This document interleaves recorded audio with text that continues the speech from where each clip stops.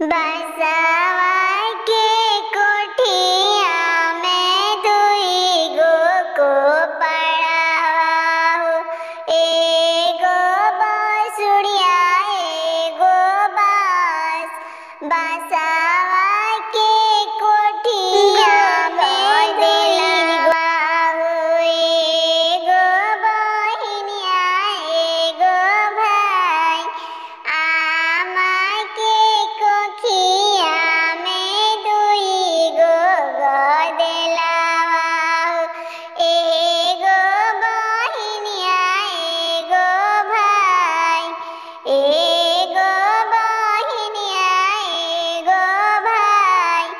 आमा कहेली बेटी के ओड़े गड़े बियाहब।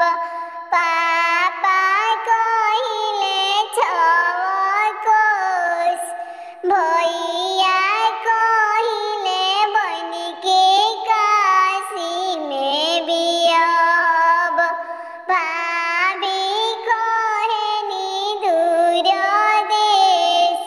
पापा जे देनी बेटी के अनधन सोनावा हो। आमा जे लहर पटोर। पापा जे देनी बेटी के अनधन सोनावा हो। आमा जे लहर पटोर। भैया